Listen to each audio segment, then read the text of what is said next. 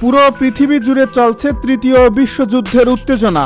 আমাদের হাতে এসেছে এ বিশ্বযুদ্ধের গুরুত্বপূর্ণ সব আপডেট আন্তর্জাতিক সংবাদের শিরোনাম। শুরুতেই থাকছে নিহত আইডিএফ সৈন্যদের ভয়াবহ ভিডিও প্রকাশ। এবারে জানিয়ে দিব আমেরিকার যুদ্ধ ইরানের মাথায় রাজমুকুট পরালো। এবারে থাকছে নিজের দেশও ফিরতে পারবে না ইরানি প্রতিনিধি দলকে ডোনাল্ড ট্রাম্পের হুমকি। সব শেষে জানিয়ে দিব হামলা হলে ন্যাটোকে বিধ্বংসী জবাব দেবে রাশিয়া। এতক্ষণ শুনছিলেন হাতে থাকা আপডেট সংবাদের শিরোনাম, এবারে বিস্তারিত। তবে তার আগে অনুরোধ রইল ভিডিওটিতে একটি লাইক এবং কমেন্ট করে জানিয়ে দিন ভিডিও সম্পর্কে আপনার মূল্যবান মতামত। আরও জানিয়ে দিন ভিডিওটি কোথা থেকে দেখছেন বা কোন জেলা থেকে দেখছেন। যেতে হবে জেনেও কেন মরছে হিজবুল্লাহর এক ভিডিওতে কাঁপছে ইসরায়েল। একটি ভিডিও, কয়েকটি ছবি আর একটি প্রশ্ন। যদি এমনিতেই চলে যাবে তাহলে শেষজন হয়ে কেন মরছে?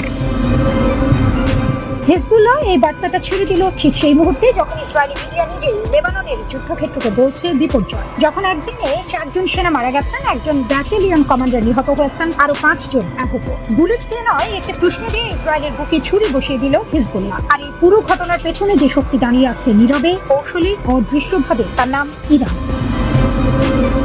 মনস্তাত্ত্বিক যুদ্ধ, অস্ত্রের চেয়ে ধারালো। যুদ্ধে শুধু গুলি চলে না, মাথাও চলে। হিজবুল্লাহর এই ভিডিওটা কোনো সাধারণ প্রচারণা নয়, এটি সুনির্দিষ্ট লক্ষ্যে ছোড়া একটি মনস্তাত্ত্বিক ক্ষেপণাস্ত্র। লক্ষ্য ইসরায়েলি সমাজের ভেতরে প্রশ্ন তোলা, সন্দেহ ঢোকানো, মনোবল ভাঙা। বার্তাটা সরল কিন্তু ভয়ঙ্কর কার্যকর। ইসরায়েলি সরকার নিজেই স্বীকার করেছে লেবানন থেকে সরে আসার কথা। আমেরিকার সঙ্গে ইরানের চুক্তিতে লেবানন ফ্রন্টে যুদ্ধবিরতির কথা আছে। তাহলে ইসরায়েলি সেনারা এখনো কেন মাটি আঁকড়ে আছে? কার জন্য মরছেন?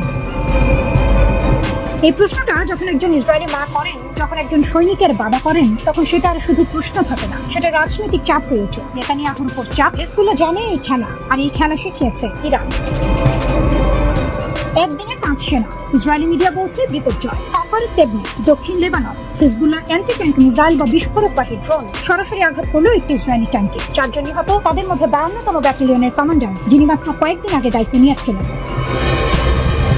একটি ব্যাটালিয়নের কমান্ডার মাঠে মারা যাওয়া সাধারণ ক্ষতি নয়, এটি সামরিক নেতৃত্বে আঘাত, এটি মনোবলে আঘাত। ইসরায়েলি সেনাবাহিনীর তদন্তে নিশ্চিত হয়েছে ঘটনাটা কোনো কারিগরি ত্রুটি নয়, সরাসরি হিজবুল্লাহর নির্ভুল হামলা। কয়েক ঘন্টার মধ্যে আবার হামলা, এবার ড্রোন, আরো 5 জন আহত, একজনের অবস্থা গুরুতর। ইসরায়েলি মিডিয়া সেই দিনটিকে বর্ণনা করেছে একটি মাত্র শব্দে, বিপর্যয়। ইরানের উপর মার্কিন যুক্তরাষ্ট্রের সামরিক অভিযানের কয়েক মাস পার হতে না হতেই মধ্যপ্রাচ্যের ভূ রাজনীতিতে এক নাটকীয় ও অভাবনীয় পরিবর্তন দৃশ্যমান হয়ে উঠেছে।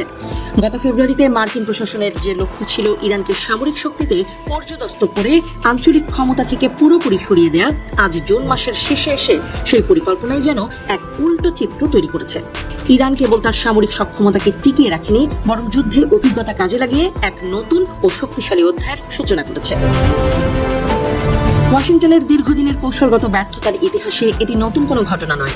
90-এর দশকে ইরাক যুদ্ধের সময় বা তারও আগের বিভিন্ন পর্বে যুক্তরাষ্ট্র ঠিক যে ভুলগুলো করেছিল, বর্তমান প্রেক্ষাপটে যেন তার এক পুনরাবৃত্তি ঘটছে।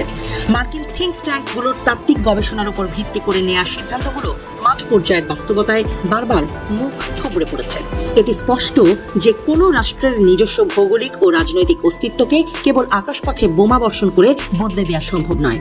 তেহরানের রাজনৈতিক ও সামরিক নেতৃত্বেও এসেছে এক বৈপ্লবিক পরিবর্তন। যারা মনে করেছিলেন ইরানের মাওলানাদের ক্ষমতা থেকে হটিয়ে দেয়া সময়ের ব্যাপার মাত্র, তারা এখন দেখছেন এক ভিন্ন দৃশ্যপট। নতুন প্রজন্মের সামরিক নেতৃত্ব, বিশেষ করে রেভলিউশনারি গার্ডের নীতি নির্ধারকরা এখন আগের চেয়ে অনেক বেশি ঠান্ডা মাথার কৌশলবিদ। যুদ্ধের কঠিন অভিজ্ঞতা তাদের আগের রক্ষণশীল খোলস থেকে বের করে এনে এক বাস্তববাদী ও কৌশলী অবস্থানে নিয়ে গেছে। ফলাফলকে যদি নিছক সামরিক জয় পরাজয়ের পাল্লায় মাপা হয় তবে ভুল করা হবে। ইরান হয়তো সরাসরি মার্কিন নৌবাহিনীকে পরাজিত করেনি, কিন্তু তারা তাদের মূল লক্ষ্য অর্জনে সফল হয়েছে। তারা নিজেদের শাসন ব্যবস্থাকে সুসংহত রাখতে পেরেছে, মিসাইল প্রযুক্তির দ্রুত পুনরুদ্ধার নিশ্চিত করেছে এবং আঞ্চলিক প্রভাবের ক্ষেত্রে আগের চেয়ে অনেক বেশি মর্যাদা অর্জন করেছে। পারস্য উপসাগরের ওপর তাদের যে আধিপত্য এখন তৈরি হয়েছে, তা কোনো বিদেশি নৌবাহিনীর উপস্থিতিতে ঠেকানো কার্যত অসম্ভব। বিশ্ব অর্থনীতিতে ইরানের এই প্রভাব আরো স্পষ্ট হয়ে উঠেছে হরমুজ প্রণালী ঘিরে। বর্তমানে হরমুজ প্রণালীর উপর তেহরানের যে নিয়ন্ত্রণ, তা বৈশ্বিক বাণিজ্যের গতিপথকে এক নতুন সমীকরণে বেঁধে ফেলেছে।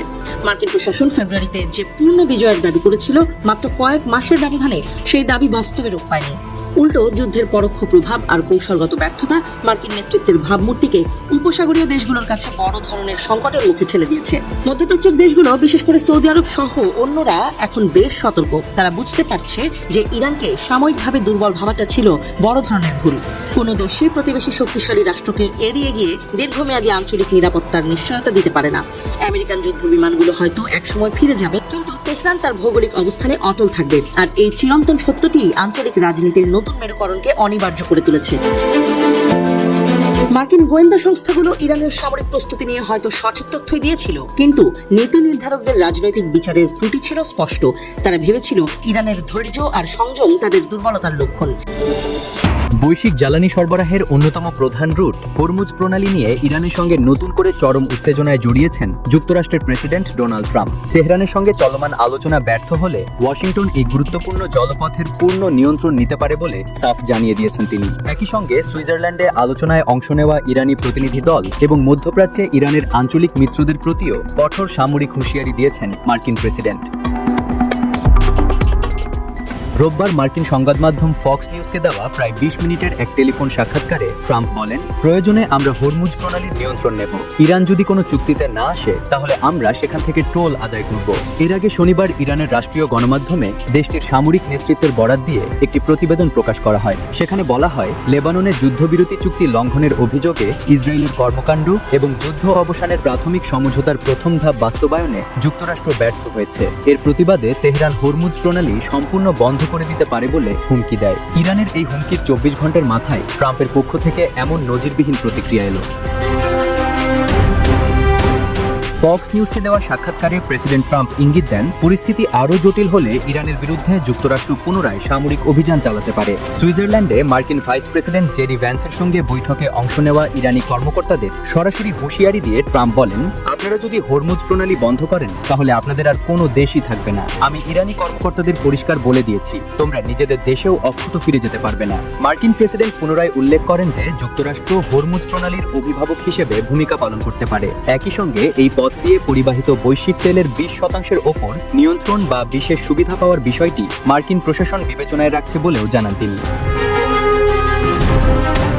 সাক্ষাৎকারের পাশাপাশি নিজের সামাজিক যোগাযোগ মাধ্যম ট্রুথ সোশ্যালে দেওয়া এক পোস্টে লেবাননে ইরান সমর্থিত গোষ্ঠীগুলোর কার্যক্রম অবিলম্বে বন্ধের আহ্বান জানান ডোনাল্ড ট্রাম্প। তিনি লেখেন, ইরানকে অবিলম্বে তাদের অর্থায়নকৃত প্রক্সিদের মাধ্যমে লেবাননে অস্থিরতা সৃষ্টি করা বন্ধ করতে হবে। তারা যদি তা না করে তাহলে গত সপ্তাহের তুলনায় আরও ভয়াবহ ও কঠোরভাবে ইরানের বিরুদ্ধে ব্যবস্থা নেওয়া হবে। বিশ্বের মোট জ্বালানি তেলের প্রায় 1/5, 20% এই হরমুজ প্রণালী হয়ে পরিবাহিত হয়। রাশিয়া ইউক্রেন যুদ্ধ কি নতুন মোড়ে প্রবেশ করছে? মস্কোতে ইউক্রেনের নজিরবিহীন ড্রোন হামলার পর ইউরোপকে সরাসরি হুঁশিয়ারি দিয়েছে রাশিয়া। ক্রেমলিনের এই কড়া বার্তা কি শুধুই রাজনৈতিক চাপ, নাকি ইউক্রেনের গণ্ডি পেরিয়ে ইউরোপের সঙ্গেও সংঘাতের ইঙ্গিত? যুদ্ধের নতুন সমীকরণ, রাশিয়ার হুমকি এবং ইউরোপের ভূমিকা নিয়ে বিস্তারিত জানাতে এবারের ইনসাইড স্টোরিতে আপনাদের সঙ্গে আছি আমি আফরিন মৌ।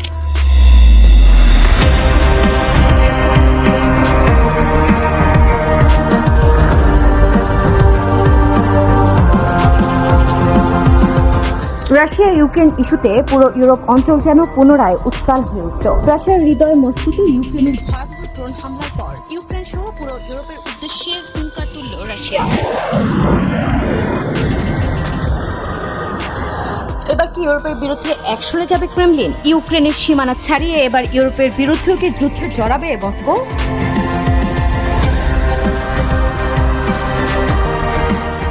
সম্প্রতি রাশিয়ার রাজধানী মস্কো জুড়ে 200 ড্রোন ছুড়ে রীতিমতো তাণ্ডব চালিয়েছে ইউক্রেনীয় বাহিনী। যুদ্ধ শুরুর পর রাশিয়ার রাজধানীতে এটি ছিল ইউক্রেনের সবচেয়ে বড় ড্রোন হামলা। ইউক্রেনের এই হামলায় মস্কোর বিভিন্ন তেল শোধনাগার, শিল্প স্থাপনা এবং আবাসিক এলাকার ব্যাপক ক্ষয়ক্ষতি হয়।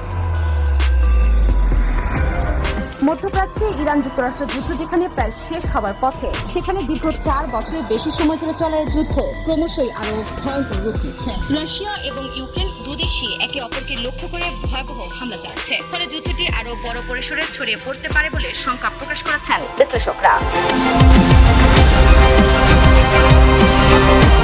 এর মাঝে ইউরোপকে উদ্দেশ্য করে রাশিয়ার হুঙ্কার পরিস্থিতি আরো জটিল করে তুলছে। রাশিয়ার পররাষ্ট্রমন্ত্রী সার্গেই ল্যাভরভ এক বার্তায় বলেছেন, ইউরোপের আসল উদ্দেশ্য ইউক্রেনের প্রেসিডেন্ট ভলোদিমির জেলেনস্কির শাসনকে রক্ষা করা, রাশিয়ার সাথে আলোচনা করা নয়। রুশ সংবাদ মাধ্যম তাসের এক প্রতিবেদনে জানানো হয় এ খবর।